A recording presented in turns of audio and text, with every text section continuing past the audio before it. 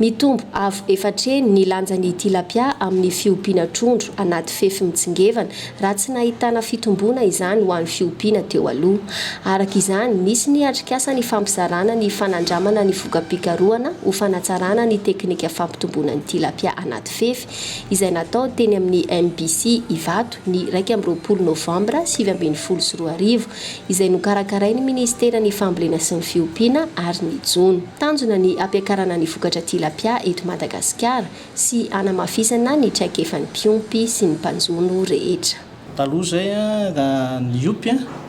dia somary ambanimbany ny vokatra azo teo amin'ny fiompiana trondro. Rehefa ny fiaraha-miasa dia nahatsara zavatra tokoa satria ny vokatra azo zany dia eo amin'ny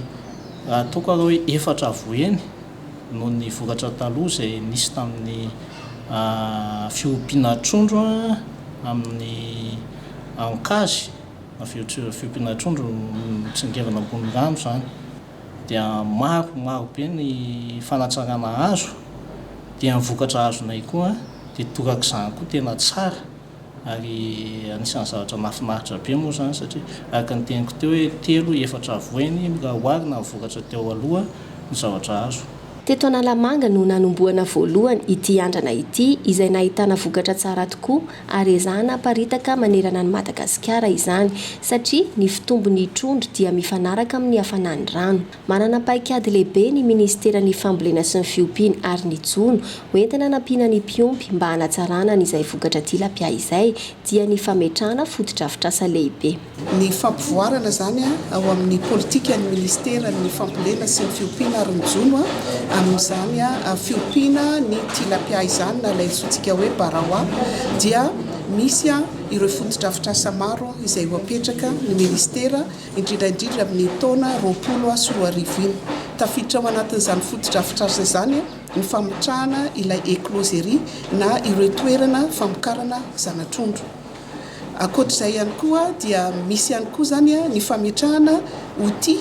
na hoe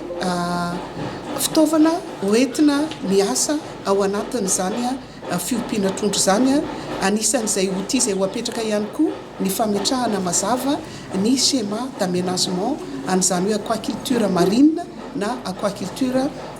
continentale zany eto Madagasikara amin'ny taona 2024 zany no ametrahana an'izay fitaovana hoentina hanampiana ireo mpitrandraka izay hiditra amin'izay sy hampirina fiompiana anaty rano izay. Anisan'ny mampahomby amin'ny fiompiana tilapia ny fahaizana mandanjalanja ny sakafony, eo ihany koa ny fisafidianana ny zanatrondro ompiana.